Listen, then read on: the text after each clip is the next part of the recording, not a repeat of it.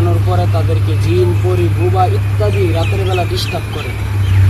এগুলো কেন করে বা এগুলো থেকে বাঁচার উপায় কী, সেই বিষয় নিয়ে কথা বলবো ইনশাল্লাহ। ছোট্ট আমলের মাধ্যমে আপনার এই রোগ ছেড়ে দেবে ইনশাল্লাহ।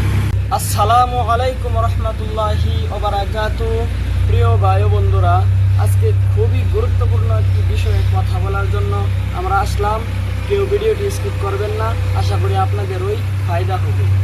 অনেকেরই এমন আছে যে তারা ঘুমানোর পরে তাদেরকে জিন, পরি, বুবা ইত্যাদি রাতের বেলা ডিস্টার্ব করে।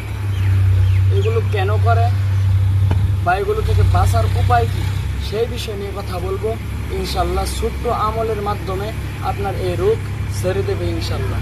আমি বলতেছি কি, এমন রোগ আমারও ছিল, তারপরে আমি যে ছোট্ট আমলগুলি করা শুরু করলাম তখন থেকে ইনশাল্লাহ তাআলা ছেড়ে দিয়েছি।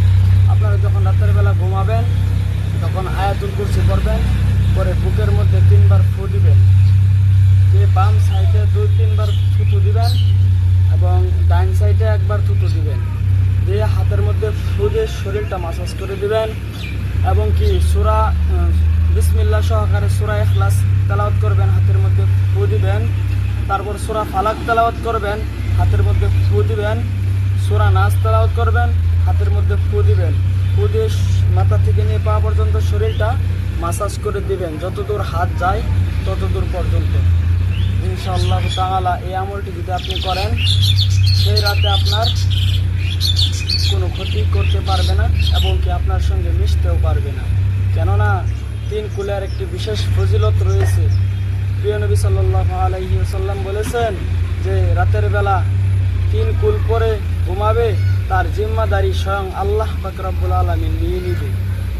আশা করি আপনারা যারা এমন রোগে ভুক্তভোগী হয়ে আছেন তারা ভিডিওটি আমল করবেন এবং এমন মানুষ দেখে ভিডিওটি শেয়ার করবেন যাতে করে তারাও বাঁচতে পারে। কেননা এমন মানুষ রাতের বেলা ভালো শুয়ে থাকে, সকালবেলা মৃত হয়ে ওঠে। ঘুমের ঘরে ওদেরকে হত্যা করে দেয় দুষ্ট জিনেরা, বুবা এইসবেরা। তাই এইসব থেকে বাঁচতে আপনারা এই আমলগুলি করবেন, ইনশাআল্লাহ তাআলা কাজে লাগবে।